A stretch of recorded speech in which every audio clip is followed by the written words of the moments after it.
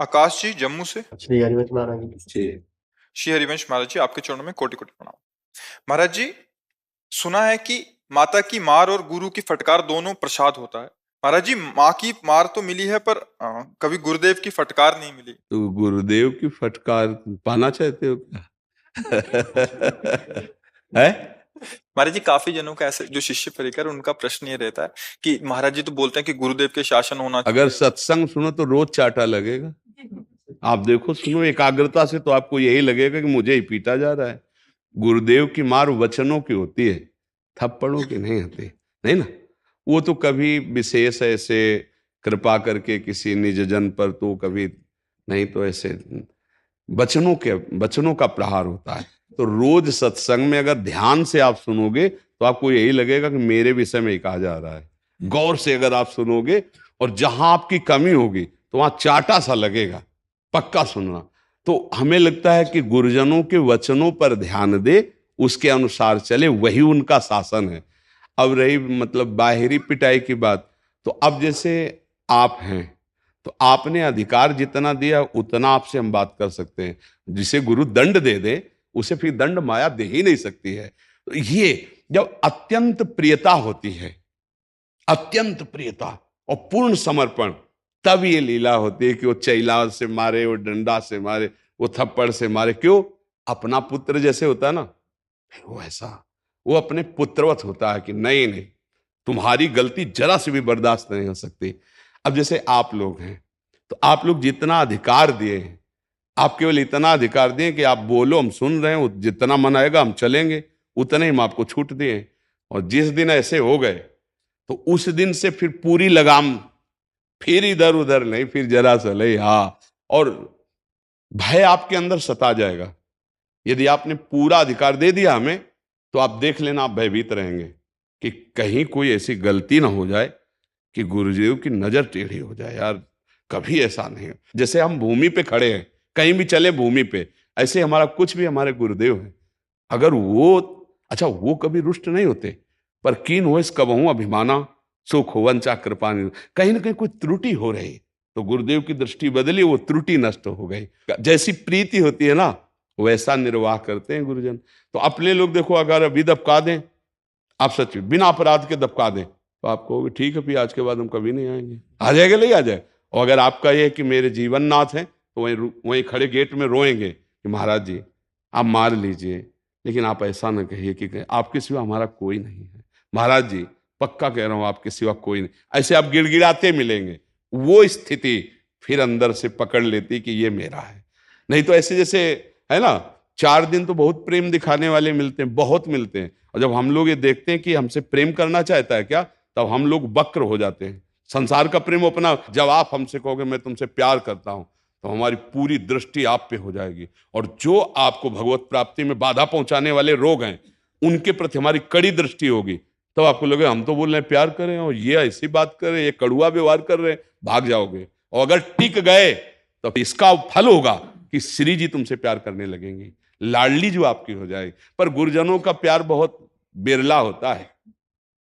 हर सेवा और हर प्यार का फल कड़ुआ मिलेगा। फिर प्यार मानो तो प्यार है। यहां ऐसा नहीं है, यहां उल्टा होता है। तुम करोगे प्यार और हम करेंगे वार तुम पे, और तुम उसे मानो प्यार, फिर हम करेंगे तुम्हें प्यार। अब इसको समझ पाए तो समझ पाए कि मतलब प्यार का मतलब क्या होता है। संसार में स्वार्थ को प्यार कहते हैं और हमारे पास परमार्थ को प्यार कहते हैं। परमार्थ तुम्हें भगवान से न मिला दे तो हमारा प्यार क्या, तुम्हें भगवान से न मिला दे तो हमारा प्यार क्या। हमसे प्यार का मतलब मेरी लाडली जू से प्यार करना, और लाडली जू के प्यार के लायक जैसे माँ सजा के बाप की गोद में बैठालती है ना बालक को, ऐसे गुरु सजा करके इष्ट की गोद में बैठाल देता है। तो इसलिए हमारा जीवन गुरुदेव की आज्ञा पर रहे, उनके अनुसार चले, यही डांट है। नहीं, डांट का मतलब थप्पड़ उप्पड़ मारना तो बाहरी होता। अगर आपको लगता है मन बुद्धि को डांट देती है, हाँ, वो तभी डांटा जा सकता है जब हम समर्पित हो जाते हैं। देखो अभी तुम कुछ भी करो तो हमको डर नहीं है, लेकिन ये सोच भी नहीं सकते। ये सोच में क्यों? इनका कोई आश्रय नहीं है, इनका कोई ठिकाना नहीं है। ये हमारे लिए हम बाबा जी बने। अब जब तक आपका अपना अस्तित्व है तब तक प्रभाव नहीं पड़ पाएगा, आप समझिएगा। शरणागति कब तक अर्जुन से भगवान नहीं बोले गीता जी में, जब तक रथ से उतर के साष्टांग दंडवत करके और ये कहा शिष्यस्तेहम साधिमाम त्वाम प्रपन्नम, प्रभु मैं आपका शिष्य हूं, आपकी शरण में हूं, अब आप मुझे उपाय बताओ, युद्ध करना श्रेय है या सन्यास लेकर भजन करना श्रेय है। तब गीता जी प्रारंभ हुई ना जी। महाराज जी एक समाधान और दे दीजिए। महाराज जी आप सत्संग में प्राय कहते हैं कि जो आपसे गलती हो जाती है वो अपने गुरुजनों या महापुरुषों के आगे अगर स्वीकार करते हैं तो वो प्रायश्चित हो जाता है, या वो जो समाधान दें भी आए दिन कोई ना कोई हम गुरुदेव के आगे स्वीकार करना हाँ, चाहते हैं। उसमें बात यह है कि जो गुरु की छवि आप विराजमान किए हो, तो आप क्या छवि ही मानते हो क्या? गुरु साक्षात मानते हैं ना। अब देखो, जैसे हमारे सिर पर विराजमान और हमारी आप कुटिया में जहाँ हमारा वास है, तो हमारे सिराने गुरु जी की पादुका हैं, गुरु जी के मोजा हैं, गुरु जी की प्रसादी, और सामने गुरु जी विराजमान छवि में, मतलब रात दिन उनकी हम दृष्टि में रहते हैं। अब जैसे हमसे कोई गलती हो जाए तो हम छवि के सामने खड़े होकर ऐसे, प्रभु आप सर्वज्ञ हो, मेरे से गलती हो रही, नाथ आप प्रगट में तो आप कहने में संकोच कर सकते हो, लेकिन छवि से कहने में संकोच है, क्योंकि हमारी घर की चीज है ना, तो उनसे हम वैसे ही होगा जैसे गुरु के सामने प्रगट में कहने से वैसे ही होगा। वो आप देख लेना, अगर आपसे गलती हो रही तो गुरु की वक्र दृष्टि आपको दिखाई देगी, बिना मतलब आपको लगेगा नाराज है क्या, ये डर लगने लगेगा, पक्का समझ लो। वो सदैव हमको प्रियाजू के योग्य बनाना चाहते हैं। हम प्रसन्नता या नाराजगी बाहरी मानते हैं, जो गलतियां हुई उनको बताया कि देखो ये त्रुटि है, इसको संभाल, ये कृपा होती है। जैसे आपने कुछ किया, हमने बड़ाई कर दिया, वो हितकर नहीं होता, वो हितकर नहीं होता। अगर गुरु बड़ाई कर दे तुम्हारी, तो सच्ची कहते तुम्हें एकांत में जाकर रोना चाहिए कि आज कौन सा अपराध बन गया, तो मेरे गुरुदेव ने मेरी बड़ाई कर दी।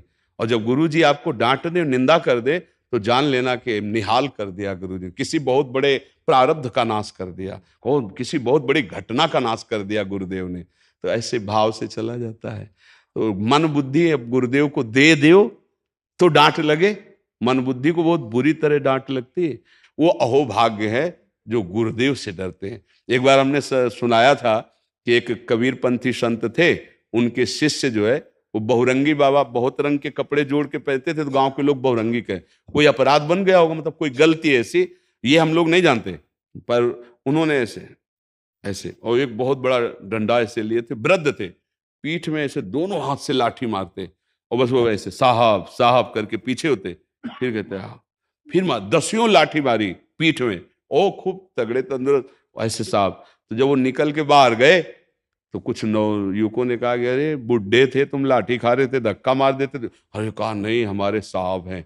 और जब हम गुरुजी से एक दिन ये बताया तो उन्होंने कहा धन्य है वो शिष्य जो गुरुदेव के प्रति ऐसा समर्पण, बोले उसे माया कभी दंडित नहीं कर सकती, काल कभी उसे दंड नहीं दे सकता। खूब नाम जप करो, गलत आचरण जब करने जा रहे हो उस समय देखो कि तुम्हें गुरुदेव देख रहे हैं, बस बच जाओगे। अगर ऐसा अभ्यास कर लो कि कोई गलती करने जा रहे हो उस समय देखो कि वृंदावन से बैठे बैठे गुरुदेव सीसी कैमरा लगा है, मंत्र है ना आपके पास, नाम है ना, या आप भाव से मानते हैं ना, तो मानो वो नाम, वो मंत्र, वो भाव सीसी कैमरा है। आप गलती कर रहे हो उनको पता चल जाएगा। अगर ये डर रखोगे ना तो शायद गलती ना हो कि यार मेरे गुरुदेव देख रहे। इसीलिए गुरुदेव की छवि रखी जाती है। जैसे हम अपने कमरे में बड़ी छवि लगाए कि हर समय उठते बैठते ध्यान कि मेरे गुरुदेव मुझे देख रहे हैं, मैं गुरुदेव की शरण में हूं, हर समय उनका दर्शन। और आपको सच्ची बताएं, श्री जी ही गुरुदेव बनकर आई हैं, मेरी लाडली ही अपना परिचय देने के लिए आई हैं। गुरुदेव और कोई नहीं है, साक्षात इष्ट देव हैं। वो आकर उपदेश करते हैं और अपना परिचय बता देते हैं। जो जीवन भर गुरुदेव की शरण में रहा वो परम पद का अधिकारी हो गया, और जो मंत्र लिए, उपासना लिए, मनमानी करने लगे, गुरु की अवहेलना, तो फिर हाथ कुछ नहीं लगता है। खूब नाम जप करो, मंत्र जप करो, और जब गंदी बात आवे तो डरो कि गुरुदेव देख रहे हैं, मेरे गुरुदेव देख रहे हैं। मैं दुनिया को असंतुष्ट कर सकता हूं, गुरुदेव को नहीं। अगर मेरे गुरुदेव नाराज हो गए तो मेरा जीवन किस काम। ये भावना आपको महात्मा बना देगी। घर में रहते हुए आप परम पवित्र हैं, गलती हो जाएगी जलोगे अंदर अंदर, यार मेरे से गलती, वही पाप नष्ट हो गया, आगे नहीं भोगना पड़ेगा। खूब नाम जप करो, आश्रित